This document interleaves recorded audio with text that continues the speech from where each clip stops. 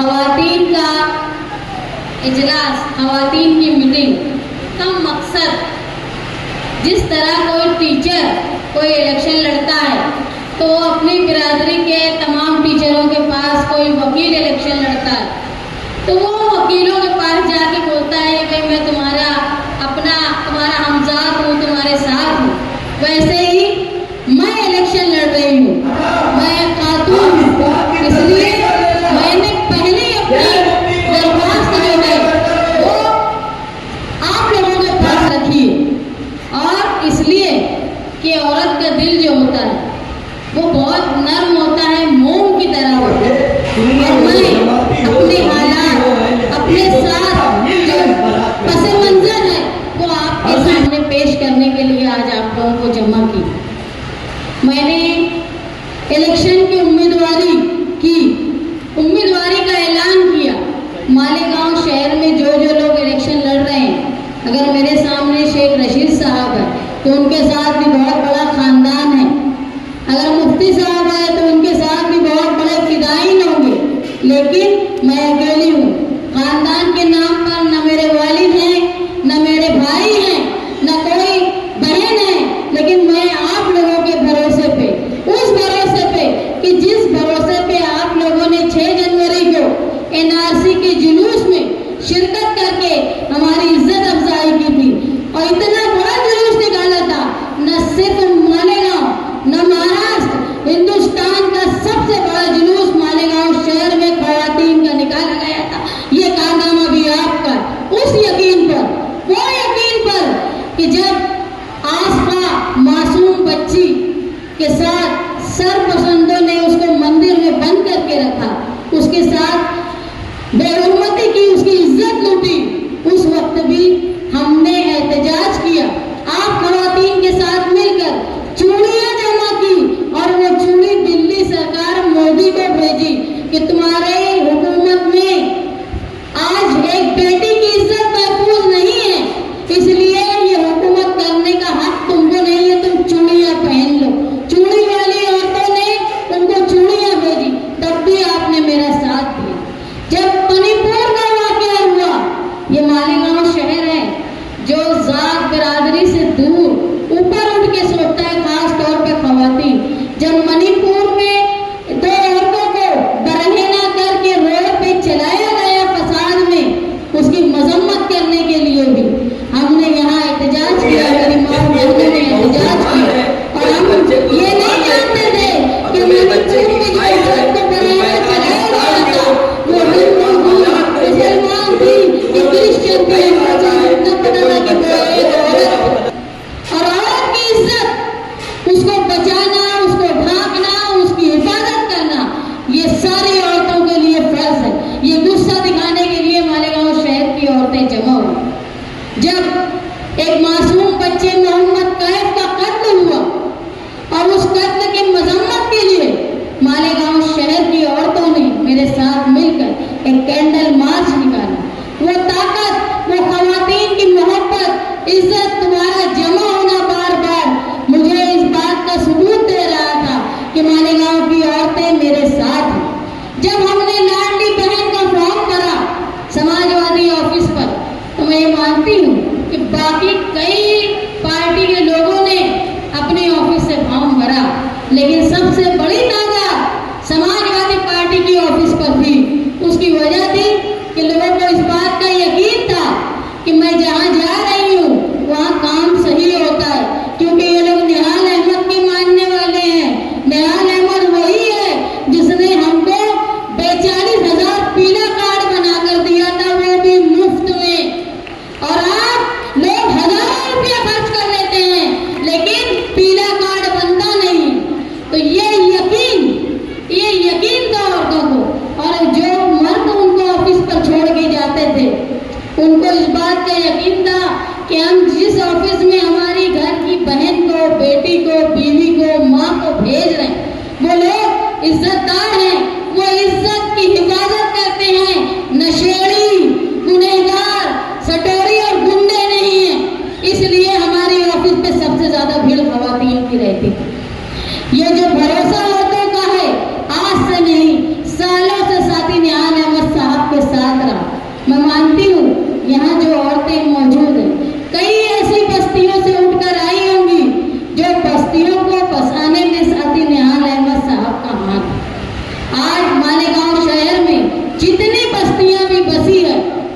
साथी निहाल अहमद ने लोगों को बसवा कर दिया और न सिर्फ हाथी गर्भन में नहीं बसाया, लोगों को घर बना के उनके घर का मालिक कागजात के साथ बना कर दी। ऐसा कोई एक लीडर नहीं गुजरा। बता दो कि शेख रशीद खान वादे ने या मुफ्ती इस्माइल साहब ने किसी एक गरीब की बस्ती बसाई है क्या? आज आप लोग देखते हैं, अरे नदी के पास जो लोग रहते हैं प्लॉट लेके अपने रहते हैं, जब घरों में पानी भर जाता है, नदी ओवरफ्लो होती है, उनके घरों के जो साजो सामान लूटे बह जाते हैं, उसके बावजूद उनकी मदद करने कोई रहनुमा नहीं आता। लेकिन साथी निहाल अहमद ने अपने लोगों को, चाहे सर्वे नंबर 57 से लेके गुलशेर नगर तक, निहाल साहब ने अपने लोगों को, जो लोग खानदान से आए थे, जो लोग यूपी से आए थे या जो लोग मराठवाड़े से आए थे, उनको घर बसाने का काम किया। और मालेगांव शहर के दोनों इतराफ में एक जमूर स्कूल और एक टीएम स्कूल को बनाया, ताकि जो लोग यहाँ आबाद हैं, वो गरीब हैं, उनके बच्चों के रोशन मुस्तकबिल के लिए स्कूल का तालीम का इंतजाम होना चाहिए। मैं आप लोगों के सामने दरख्वास्त करने खड़ी हूँ कि मैं साथी निहाल अहमद के इंतकाल के बाद, मैं बुलंद इकबाल की जवानी के इंतकाल के बाद अकेले औरत होकर हिम्मत कर रही हूँ इलेक्शन लड़ने की, इस उम्मीद से कि मालेगांव शहर की हर औरत मेरी बहन मुझे अपनी बेटी मानकर, मुझे अपनी मानकर इलेक्शन में मेरा साथ देगी, इस उम्मीद के साथ मैं इलेक्शन लड़ रही हूँ। मालेगांव शहर में जो सिविल हॉस्पिटल औरतें और बच्चों के हिफ्ज़ान सेहत के लिए बना था, उसको मुफ्ती इस्माइल की नाअहली की वजह से दादा उसे उस तरफ लेकर गए। देखो, आज एक डिलीवरी का अगर मामला आता है, अगर ऑपरेशन का उसके ऊपर मामला आ जाता है, तो एक घर की इतनी कैफियत नहीं होती कि 25-30-50 हज़ार रुपए कोई ऑपरेशन के लिए खर्च करे। वो सरकारी हॉस्पिटल में ही जाती हैं, और जब सरकारी हॉस्पिटल में जाती हैं तो वहाँ बोलते हैं इनका ब्लड प्रेशर ज़्यादा है, इनका तीसरा सीजर है, इनका अपेंडिक्स का ऑपरेशन भी हुआ था, कोई और ऑपरेशन भी हुआ था, बच्चा बहुत कमज़ोर है, इसको हम लोग रख नहीं सकते, तो धूलिया भेजते हैं। और धूलिया जाने के बाद जो लोग अलग रहते हैं, एक फैमिली, एक मियाँ बीवी अपने 2-4 बच्चों को लेकर एक घर में रहती है, अगर औरत को ऑपरेशन के लिए धूलिया जाना पड़े तो वो बच्चों को कौन संभालेगा, उस घर को कौन संभालेगा? तो लोग कोशिश करते हैं कहीं से चंदा जमा करके, यही प्राइवेट हॉस्पिटल में चंदा जमा करके, रो धो के, उधार सुधार करके अपने बहू का, अपनी बेटी का ऑपरेशन करवाते हैं। लेकिन अगर ये 100 बेड का हॉस्पिटल सराना दवाखाने में नदी के उस पार नहीं मुफ्ती इस्माइल जाने देते, तो मालेगांव शहर की बहनों को, बेटियों को अपनी डिलीवरी के लिए धूलिया नहीं जाना पड़ता। और उस पर तुर्रा यह था कि वो हॉस्पिटल तो उन्होंने कमा दिया, पता नहीं क्या बोल के सौदेबाजी की, क्या उनका जाती फायदा उठाया, और उसके बाद जो सिविल हॉस्पिटल में जो औरतों का डिलीवरी वार्ड था, उसको भी बंद करने का नासिक से ऑर्डर आ गया। और हारून अंसारी हॉस्पिटल में अब ऐसा है कि मालेगांव शहर में अली अकबर हॉस्पिटल था, वाडिया हॉस्पिटल था, लेकिन अब वो दोनों हॉस्पिटल बंद हो गए हैं, सिर्फ हारून अंसारी हॉस्पिटल चल रहा है। वहाँ जाके दादा घुसे और कमिश्नर, कॉर्पोरेशन के कमिश्नर ने जाके कहा कि जो लोग यहाँ आते हैं डिलीवरी के लिए, ऑपरेशन के लिए, और वो सीरियस होते हैं, तो उनको महिला सडाना रोड हॉस्पिटल पे मत भेजना। ये बिल्कुल गैर इंसानी हरकत थी। क्यों? और उनको डायरेक्ट तुम धूलिया रेफर करो। जब हम लोगों को ये मालूम पड़ा कि ये लोग इस तरह की साजिश कर रहे हैं कि अपना हॉस्पिटल जो हमसे छीन कर बनाए हैं, हम मजदूरों और गरीबों से छीन के बनाए, वहां पर वो हमको इलाज करने में नहीं जाने देना चाहते, तो हमने शिवाजी पुतले पर एहतजाज किया, और इतना शदीद एहतजाज किया कि विश्व हिंदू परिषद और ऐसे लोगों ने वहां बैठ के बोला कि यहाँ पे हम एहतजाज नहीं कर सकते, लेकिन हमने आप लोगों की ताकत पर, निराली नजरियात पर जमकर वहां बैठे। और जब उनको तुर्रा ये था, जो कहते थे कि माँ का दूध पिया है तो शिवाजी के पुतले के पास आकर बताओ, वहां पर हम शिवाजी पुतले के पास धरना भी किए और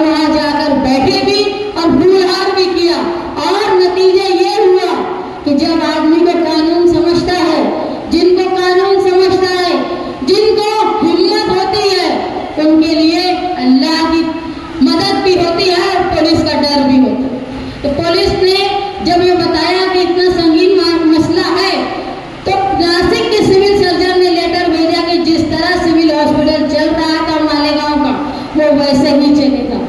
मान लो अगर तुम्हारा सिविल हॉस्पिटल पर हमारा ये जज की और डिलीवरी वार्ड बंद हो जाता तो जो लोग वहाँ ऑपरेशन करने औरतें जाती हैं उनको धूलिया जाना पड़ता, और धूलिया जाने के बाद जब लोग जाते हैं तो उनको कुछ मालूम नहीं होता, किसी न किसी एजेंट को ढूंढते हैं, कोई अपना नहीं होता, दवा गोली सही मिल रही है कि नहीं, इलाज हो रहा है कि नहीं, ये नहीं समझते। लेकिन आप लोगों की दुआ के साथ हम लोगों ने कोशिश की और जिसमें अल्लाह की मदद से हमको कामयाबी हुई। मैं अपने कुछ अज़्म, अपनी कुछ जो मेरी सोच है, जिस बिना पर मैं इलेक्शन लड़ रही हूँ, वो आपके सामने रखने के लिए खड़ी हूँ। मालेगांव शहर में आप देखेंगे कि गटरों का निज़ाम क्या हो गया। आप लोग ज़्यादातर जिस इलाकों से आए हो वहाँ बारिश तो जाने दो, जब नल आता है ना तो गटर का गंदा पानी सड़कों पे बहता है कि नहीं? तो ये गंदा पानी जो सड़कों पे बहता है ना, तो ये याद रखो हम मुसलमान हैं, मुसलमान का निस्फ ईमान जो है वो सफाई है। ये शहर मस्जिदों का और मीनारों का है। यहाँ गटर का पानी सड़कों पे बहता है। यहाँ का एमएलए एक आलिम, हाफिज और बहुत मजहबी किताबें पढ़ने वाला है।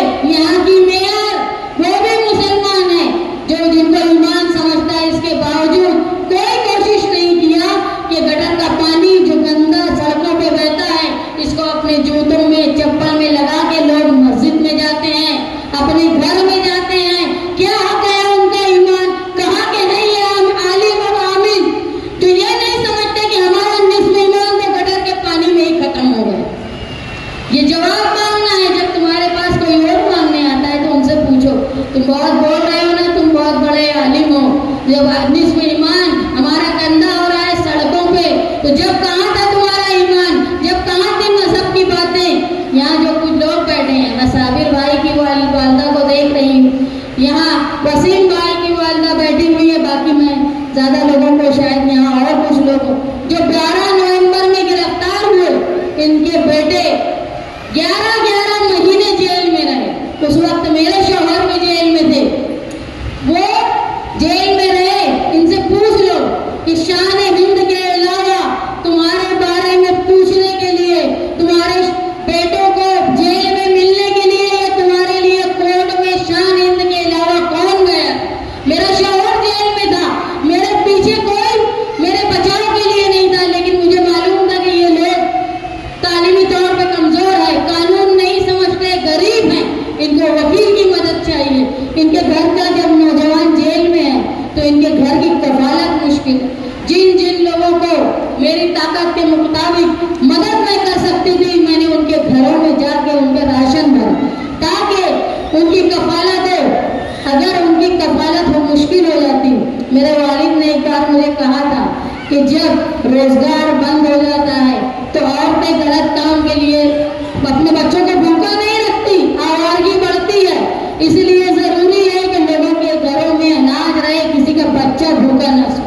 तो मैंने कोशिश की कि लोग अपने घर में कम से कम पेट भरने के इतना तो खा ले, और मेरे अलावा किसने कोशिश की? उल्टा जब जब जमानत की बारी आ रही थी, कोर्ट में तारीख हो रही थी, तो कोई ना कोई प्रेस कॉन्फ्रेंस लेके इनको फंसा रहा। ये नौजवान 11 महीने जेल में रहे। जो नौजवान जेल में रहे उनसे जाके पूछोगे जेल में कौन सियासी लीडर उनसे मिलने आया था? सिर्फ शान हिंद और मुस्तकीम ही थे जो जेल में उनके पास मिलने गए थे। हम उनके साथ न सिर्फ मालेगांव की कोर्ट बल्कि यहाँ से लेके हाई कोर्ट तक उनके साथ लगे। ये कोई एहसान नहीं किया, ये शहर का एहसान है हम लोगों पे कि मालेगांव शहर में निहाल अहमद को निहाल साथी निहाल साहब बनाया। वही एहसान को मानते हुए जहाँ जहाँ हमारी कोशिश होती है कि हम मदद कर सकते हैं, हम लोग मदद करते हैं। मैं इस बुनियाद पर इलेक्शन लड़ रही हूँ कि आज तालीम का देना अपने बच्चों को बहुत मुश्किल हो गया। सब चाहते हैं कि मेरे बेटी मेरे बेटे तालीम हासिल करें, लेकिन प्राइवेट स्कूल में एडमिशन करना इतना महंगा हो गया है कि औरत और मर्द मिलकर भी अगर घर चलाए तब भी मुश्किल होता है कि अच्छी स्कूलों में अपने बच्चों का एडमिशन करना। लेकिन मैं आप लोगों से वादा करती हूँ, जो सरकारी प्राइमरी स्कूलें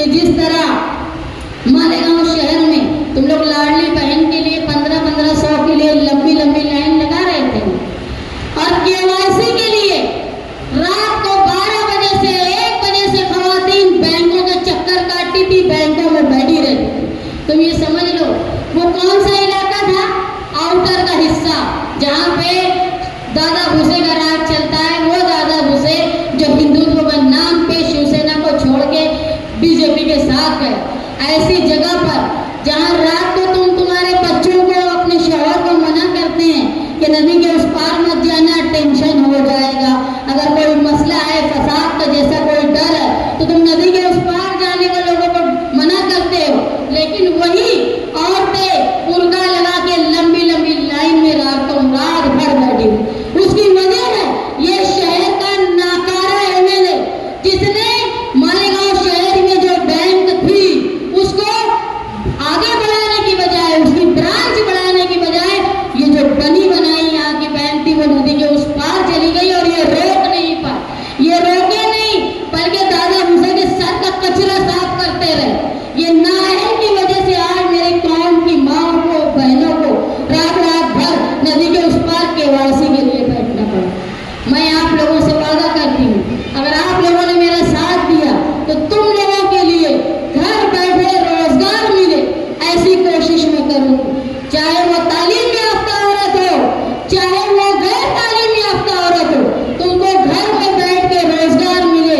जरूरी नहीं कि हम ये 1500 की भीख लें। अगर हमारे अंदर ताकत है, हम मेहनत कश हैं तो हम दिन रात मेहनत करेंगे, 15,000 रुपये कमाएंगे। कम मेहनत है तो 5,000 कमाएंगे। लेकिन हम किसी दूसरे के दरवाजे पे रात भर बैठ के भीख नहीं मांगेंगे। हमारे अंदर ताकत है, हम काम करेंगे। और पहले भी मालेगांव शहर की औरतें काम करती थी। घर में बैठ के तुमको रोजगार मिले इसकी मैं कोशिश करूंगी। और सबसे अहम है तुम्हारा तहफ्फुज़। जब तुम्हारे घर का कोई मर्द शहर से बाहर जाए तो तुमको इस बात का डर ना हो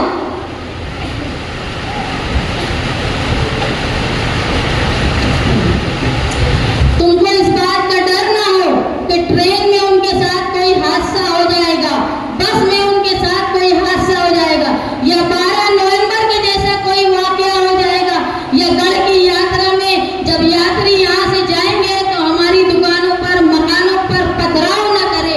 ये सारी हिफाजत का काम मैं तुम्हारे यहाँ से चुन के आने के बाद करूंगी, ये वादा करती हूँ। और ये वादा निहाल अहमद की बेटी कर रही है। वो निहाल अहमद जिन्होंने ताजिए के जुलूस में जब ताजिए का रास्ता रोका गया और गणपति की डेकोरेशन जानबूझ के बनाया गया कि इस शहर में फसाद हो, उस वक्त साथी निहाल अहमद ने अपने कांधे पर ताजिया रखकर डेकोरेशन की दीवार में लात मार के ताजिया को पार किया था। उस दिन की बेटी तुमसे ये वादा कर रही कि शहर का अमन व अमान मैं कायम रखूंगी तुम्हारी ताकत से। इतना बड़ा जुलूस हमने निकाला था एनआरसी का, एक छोटा सा भी वाकया हुआ क्या? क्यों नहीं हुआ? क्यों ले जाने वाले कौन थे ये जानते थे लोग। हमने इतना बड़ा मणिपुर की रैली निकाली, कोई वाकया नहीं हुआ। हमने इतनी बड़ी रैली मोहम्मद कैफ के लिए निकाली, कोई वाकया नहीं हुआ। इसलिए नहीं हुआ कि जो कानून को समझता है उससे पुलिस डरती है, और पुलिस जब डरती है ना तो कोई फसादी नहीं आता। कहीं ना कहीं जब पुलिस खुला छोड़ देती है वहीं फसादी आती है। तो आपके रोजगार का, आपके बच्चों की तालीम का और आपके तहफ्फुज़ का, और साथी निहाल अहमद साहब हमेशा कहते थे कि हमको 11,000 कॉलोनी में मत भेजो। तुम चाहते हो ना कि हम पक्के मकान में रहें, तो हम जहाँ रहते हैं उस जगह को हम पक्का घर मकान बनाने के लिए हुकूमत हमको बिना सूद के कर्ज दे। तो यही पॉलिसी के साथ मैं इलेक्शन लड़ रही हूँ कि जिस तरह पुराने वक्त में सर्वे नंबर 57 हो, शब्बीर नगर हो, निहाल नगर हो, सलीम नगर हो, गुलशेर नगर हो, आजाद नगर हो, ये सब साथी निहाल अहमद साहब ने बसाया, लोगों को फ्री में अपने घर का मालिक बनाया। तो आपने मुझको अगर इख्तियार में लाया तो हम लोगों की बस्तियां बसाने और हर परचेज से उनको उनके घर का मालिक बनाने की कोशिश करेंगे। जो इतराफ में ये बस्तियां हैं ना, ये सारी बस्ती लेआउट बिन खेती नहीं, किसी के पास 7/12 का उतारा नहीं है, एक उतारे पे 8-8, 10-10 लोगों का नाम। उसकी वजह से क्या होता है मालूम, जब कारपोरेशन में तुम गटर नल और रोड के लिए जाते हो ना, तो लोग ये बोलते हैं कारपोरेशन के कि तुम्हारा इलाका लेआउट बिन खेती नहीं। गुंठेवार का कानून दोबारा लाना, ताकि कोई बाहर का एमएलए आके ये ना बोले कि मालेगांव शहर में लैंड जिहाद हो रहा है। अगर तुमने इस बात को मामूली समझा ना कि तुम बिना लेआउट बिन खेती के घर पे रह रहे हो, तो समझ लो कि कोई योगी जैसा चीफ मिनिस्टर मालेगांव में आ गया ना, तो तुम्हारे घरों पर बुलडोजर चला देगा उसकी हिफाजत के लिए। हम लोग हर परचेज से और गुंठेवार के कानून के जैसा कोई कानून लाके आपको दोबारा अपने घर का मालिक लेआउट बिन खेती करके बनाने की कोशिश करेंगे। ये वादा मैं आप लोगों से कर रही हूँ। मैं आप लोगों से इस बात की अपील करती हूँ कि आने वाले इलेक्शन में मैं अकेली हूँ, मेरे साथ कोई फौज नहीं है, मेरे साथ सामने एक गुंडे इलेक्शन लड़ रहे हैं और एक मजहबी तलवार चला रहे हैं। इन सब के बावजूद मैं तुम्हारी ताकत पर इलेक्शन लड़ रही हूँ और मैं ये उम्मीद करती हूँ कि तुम तुम्हारी बहन को, तुम्हारी बेटी को इस इलेक्शन में रुसवा नहीं होने देंगे। और 29 तारीख को, ये जो आने वाली 29 तारीख को मैं मल्ले की मस्जिद नयापुरे से इलेक्शन का नॉमिनेशन फॉर्म भर रही हूँ, ये उम्मीद के साथ कि मेरी बहनें, मेरी माएँ, मेरी छोटी बहनें मेरा साथ देंगी। देंगी ना मेरा साथ? देंगी ना मेरा साथ? आपके उठे हुए हाथ मेरे लिए शर्फ की बात है। मैं इस बात का यकीन मानती हूँ कि साथी ने